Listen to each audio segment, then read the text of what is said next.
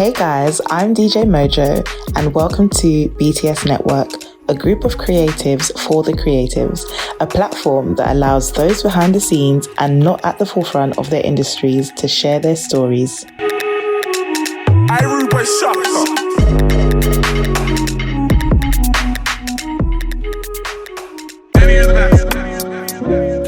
No calls during working hours. Shorty keeps hitting my line. On the phone, I still no credit. Told her I'll call. Hi guys, and welcome back to BTS Network. My name is Ugochi, and I am joined with none other than one of the best producers in the UK with the most viral track in the UK, or even globally. We are joined by Finchfetti. Thank you. I don't know what to say. He's like, I don't know what to say. Okay, so you know what? The people have a question. I'm sure that everybody, including myself, want to know. Did you learn the dance to your own track? Nah, I'm not gonna start. I tried. You tried? I It was hard, wasn't it? after a while. It was hard, after yeah. the first couple of steps, I was like, yeah. I'm sure everybody tried. Yeah. I mean, I've got it kinda, but not enough to post it online. Yeah. I didn't get to that stage. You I didn't couldn't get even to watch the it back. I was like, nah. This is not it. I'm screaming.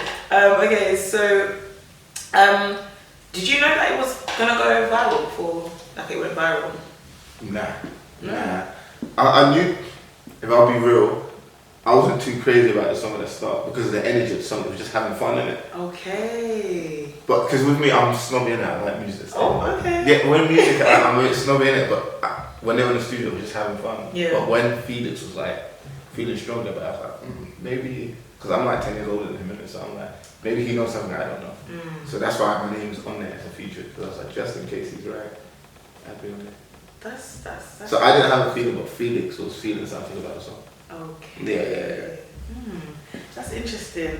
Okay, so tell me about Finchfetti before he was Finchfetti.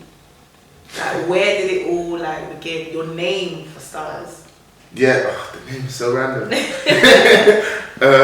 I started making beats at like 13, but then I stopped. It was only like a short period of time because I just thought it was too complicated. Yeah. And I picked it up again at like 18 when I started learning about producers. And then, so I started making beats like a year or two. Then I moved to uni. And I kept making beats. And I lived with my housemate. He was listening to them. He was like, these are sick. I upload them on YouTube. So I uploaded them on YouTube. And I just put my full name there, like my government name. Yeah. He's like, bruv, no one does that. You had to come up with a name. So Yeah. think of one. Yeah. Like, cool. So I remember I was watching American Pie that night. I don't know if you heard that movie. Yeah. And there's a character there called Paul Finch. Okay. And I don't know, I was like, because he told me think of a name and just change it by tomorrow. I just saw him and I was like, I like this guy's style. Let me just call myself Finch. And then the Fetty was just like, listen to some rap group that used to be popping in my life. They were called like Fetty, yeah. So I just put it together. Okay. And honestly, it was just meant to be a holding name. I was like, if anything happens, I'll change it. Yeah. And You stuck with it? Yeah, I was just too lazy to change it. No, it makes Yeah. so much sense, and it's like your brand now. Yeah, it's weird. I went on Spotify and I saw you've got 2 million monthly listeners. What? That is so dope. And Own Brand is what, 66 million streams? Yeah. That's crazy wild. How does that feel? Like, how does it make you feel as a producer? It's a good achievement. Yeah. Yeah, it's a good achievement, but that's it. It's a You're good so achievement. humble. No, it's just Too a good humble. achievement. It's a good achievement. Yeah. Like, that's how I see it. It's a good achievement. I don't know. I'm a music person in terms of like, not too much. Okay, so numbers are not really like your thing. You do it because of the love of music. Yeah, but I understand the importance of numbers. Like, Yeah. I know it's good. It puts me in a good position. Yeah.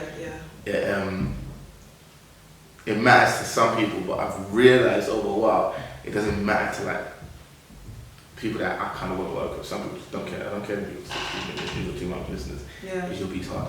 Like, that's what I care about. No, that's true. That's true. That's what I've realized. That's why it's like, alright, cool. That's good to have on the CV. Yeah. But when it comes down to it, music is what I I'm get it. about. So how do you choose like who you work with? Oh, I'm so picky. Okay. It's So how's just- that partnership with Felix first and Drama come about? It was random because I met his older brother who's his manager now Okay. at like a networking event. Yeah. And then we stayed in contact, just casually followed each other on Instagram. And he'd heard some of the people he'd heard some of my beats and stuff. And he's like, oh, my younger brother's trying to make music. For me, that's always a red flag. Why? You know when people say, oh, my cousin's trying to make music. And oh yeah, bring it in.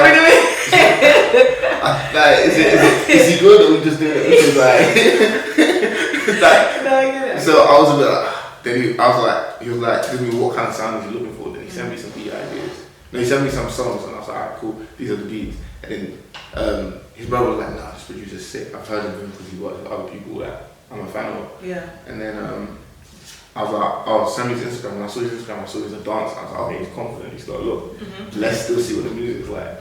Pulled up to a studio session and Felix is, like just dancing and just energetic. And I was like, alright, cool. Even if the music's not 100, he's got some star quality, so let's do something. Yeah. I was just going through beats for, let's say, an hour and a half. No way. He wasn't liking nothing. No, it wasn't liking anything. He was like, oh, this is not me, this is not me, this is not me. Yeah. And then he finally heard something, and then he was like, oh, my friend's coming through. And then that's when Dre Mac came through.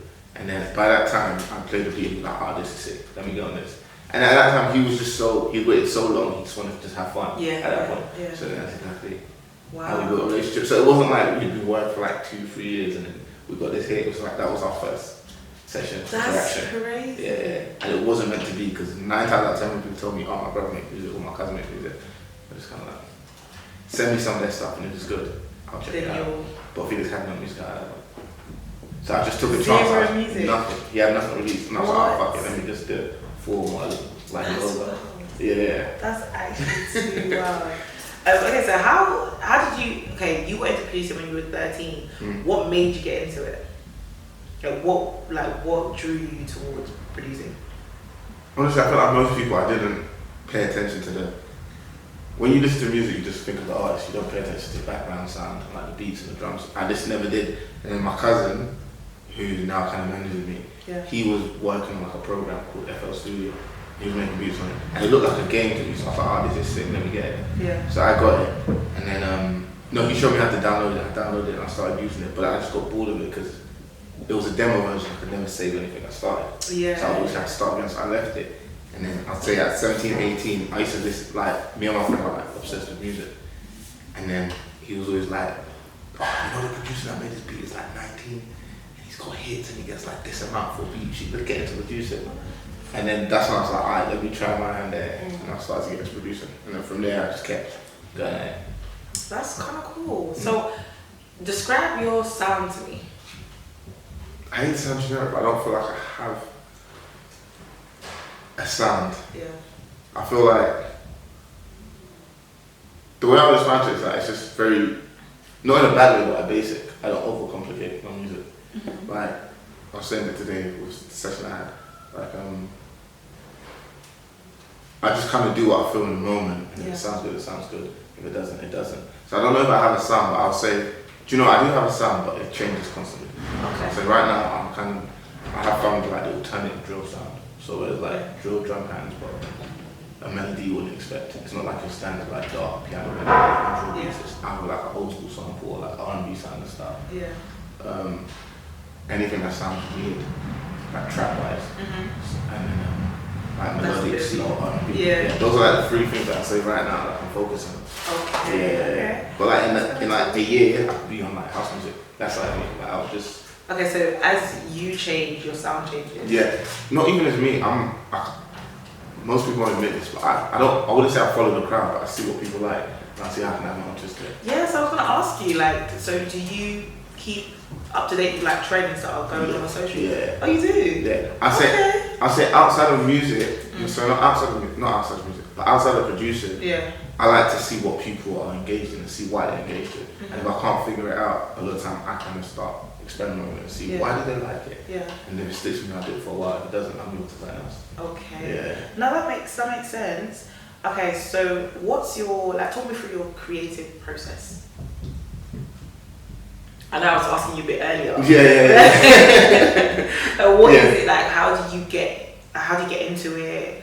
I'll say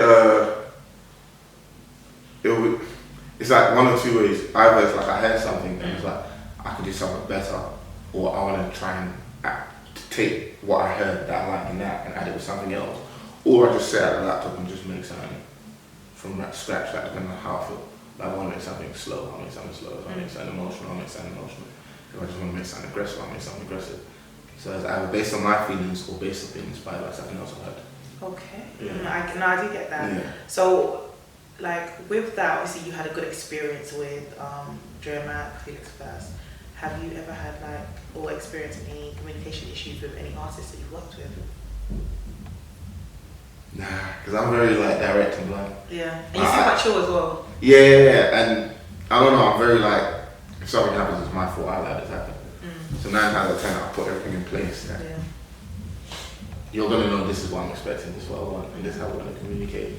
So if it doesn't, then I must have done something wrong, because 9 times out of 10, I'll put things in position where I won't feel like the communication's not there, or I'm not getting what I expected, if that makes sense. Yeah, fair enough, okay. So in saying like that, what tips would you give anyone that was trying to get into the music industry and become a producer? I'll say decide what you want, innit? If it's money, then there's better ways to make money. But if it is money, no, because always people come into music trying to make money. Do you want them to become producers? No, I'm like, some people come into like music thinking, this is a finesse, I can make bread out of music. It's like, bro, you can make more money being an investment banker, and it's easier. So that's what I said, decide what it's for, and this is for the love of music, and then just focus on that. Work with people you like, and just enjoy like the process of making music and releasing music and having your stuff on there. Like, it should just literally be about music. It's cringy and it's cringy and as corny it might sound. Yeah. It's honestly just about the music, because bro, there's times when you drop something, it won't hit, or someone will reply to your inbox, or you'll be at a session and spend 2 hours playing beats and they ain't feeling nothing, and you might just be like, it's not it. So it's just like, so if you enjoy it, then just keep going. But yeah, I don't know, just enjoy it, innit? Just enjoy it. I don't know what advice to give, because with me I'm 10 years in, innit? So it's a long time. Yeah, a lot of people would have dropped out after 3 years or 5 years before it, or whatnot. So it's just like, I just like making music, so I was never gonna stop. So if you've got that kind of hustle, then you don't just worry about anything else. So is there anyone that you started with that isn't making music anymore? A lot. Really? A lot of people. And it's disappointing because it's like talented people, and it's like they focus on things that don't matter. Like, I couldn't get enough streams. I was gonna say, do you know what? It's difficult because numbers, you start thinking like, I don't know how to explain it, but you start thinking about like the numbers, and you start attaching your worth to the stream. Yeah. And that's wild.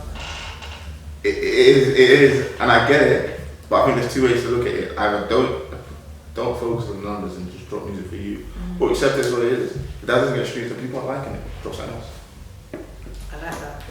Like, I've said it to one of my artists, it's like, it wasn't getting enough retweets or streams. I was like, they didn't like it, we want something else. You know what? That's practical. That's very practical. I like that. Okay, so how do you think that someone can thrive in the music industry? Like, trying to learn as much as you can. Learn how? Any way that you can learn best, like whether it be YouTube videos, interviews, hanging around certain people that you know, like you just learn a lot from them, reading books. Like, I tried everything, and I just tried to learn any way that I felt like worked best for me. Because I feel like the more you know, the better you can be prepared for certain situations, or you can understand where things are heading or whatnot. I think that's the best way to thrive. Like, just make sure you know enough. Because if you don't know, then you get thrown off, you get played, or you have a certain expectations. Because especially with own brand, I think because I was older, and 2, I'd watched a lot of interviews and like spent a lot of time with people that were doing their thing in music. Yeah. Like, a lot of things that would have thrown me off, let's say 5 years ago, because I was less aware of, I was just able to accept it, like, that usually what happens. Or that's what I was expecting from what I've learned or read from here. Yeah. Yeah, because with own brand, you get a lot of situations where people sell you things or to try to, it's just a game, isn't it? And you had that as well? Yeah, you get sold a lot of things in terms of like, this will happen, we'll do this for you, we'll plan this for you, and it's like, once time has passed, it's like, people don't commit to what they said. That is a thing. So it's just understanding the game is basically, I think that's the best way. Once you understand the game, then you'll be fine.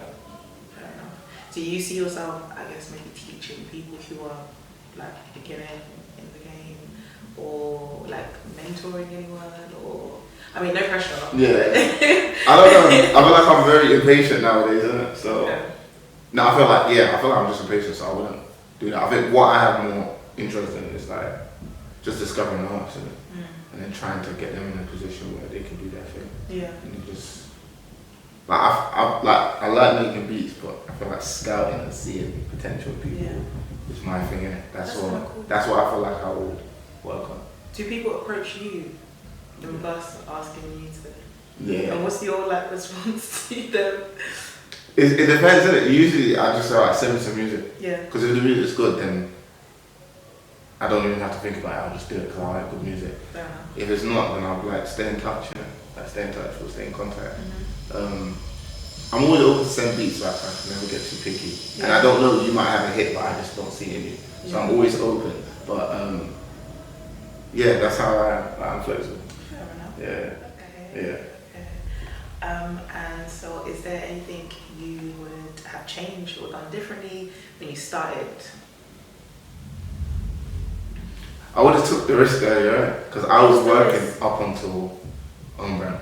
Like I still had like a part-time job. No way. And it's weird because, let's say 3-4 years ago, I had a full-time job. And during Corona, I quit and went to go find a part-time job because I was like, let me take a bit more of a risk. Yeah. And then of course brand happened and I could actually quit that job. But when I think about it, I was like, at my full-time job, I wanted to quit and just not work and just fully focus on music. I was like, I probably should have just done that earlier. But let's just say, they call it a calculated risk. Yeah. Yeah, I gradually went into the risk. Make sure I didn't put all my eggs on one, which is what I would suggest. I think what you can handle. And I think at that time, when I moved from my full-time job to my part-time job, I knew that I could handle a part-time job in terms of like I'll be receiving less pay and stuff like that. Yeah. So it made sense at that time. Got bills to pay. Yeah, of course. I was like there. So what keeps you motivated in the music industry or producing? Like just making it something that people can get lit to, like get gassed to. Like with me, I have songs that gas me and make me feel that way. Yeah. And if I can do that for other people, that's what keeps me going. Yeah. No, I love meeting producers. So when I met you, I was like, oh my days, you're so dope. I told you this is like, oh my god, you got a fan. I'm like, no, you got a fan. You got a fan of me, 100%. What do you think about the music industry? Like, your honest opinion? I'm very objective. It is what it is. It's the game. I feel like every other industry were accepting of like, this is what everyone's here for. Some people don't care about this and care about that. I whether it be emotions or keeping their word or being empathetic to other people. I think that applies in other industries, and I feel like because music and especially other creative industries is more like, especially with artists, it's more like emotional and being personal. So people expect people to be more understanding. But it's still an industry, it's still a business. People have to pay their bills, it's still a job. So I think like when you look at it that way, it's hard to feel any type of way to understand it. Like this is just work, right? It's just work. No matter how much it's like, oh, but this is my art, this is my creativity. Majority of people there, it's just work to them. Yeah. So I think for me, I'm fine with how it is. Of course, it'd be better if it was different, but you just got to accept things as what it is. I like the way you look at things, so practical. Yeah. Because it's fine to be emotional in certain instances, but I feel like when it comes to like, we got to pay bills and stuff like that, and not even when you got to pay bills, I think when money is involved. Yes. Yeah. Yeah, it'll get long if you start investing your emotions into it. I completely understand. With that, like, what projects are you working on, or are you working on anything exciting right now? I'm working on like a lot of singles. Okay. So it's just like, if I have a studio session, the artist records a song, I like this, I want to grow this. 9 times out of 10, because like I said, because they're upcoming artists, they're more open to that. But I say at this time, it's more I'm focused on artists, I'm honing in artists, like not 1 or 2, but let's say 5 to 10 artists that I know, you don't have potential, try to get you on the studio, try to send you beats regularly. And those are my main focuses in terms of like, so they can become popular artists. And I can go to the next 10 that are upcoming and just keep the system going of just being around every time artists crosses the wall. Yeah. That's kind of good. So is there anything that you would like to promote? Yeah, I'll say check out all of Callisto's music. He's an artist that I work closely with. Okay. I produce most of his stuff that he's got out now. And then Basky, I produce a lot of stuff that he's got out now. And then Flex of the Bay. I say those 3 artists. Oh, and Kish. They're like 4 artists that majority of what they've got I've helped produce or been a part of. Yeah. And those are the guys that I want to put attention on them. Man. Okay. Yeah. Are you like, okay, I was going to say, what are your socials and can people contact you? Or how can we contact you? Anywhere, I always respond, but Finchfetti on everything. Like Yeah. Facebook, not Facebook, sorry. Instagram, Twitter, SoundCloud, whatever. Just DM me, even email me, finchfetti@gmail.com. You heard that? Yeah, I reply to everybody. Yeah. And even if you hassle me, that just shows me I'm more hungry, so I'll even reply to you more. I would love to see Yeah. it. But thank you for joining us. That was amazing. Yeah. Thank you. This is BTS Network. We out. No calls during working hours. Shorty keeps hitting my line. On the phone, I stored no credit. Told her I'll call her back, but the cats keep calling back. I'm thinking about setting up direct debits. I was really giving out food like Domino's. Them days there, I was back and sell it. You could tell when people smell it. Them days.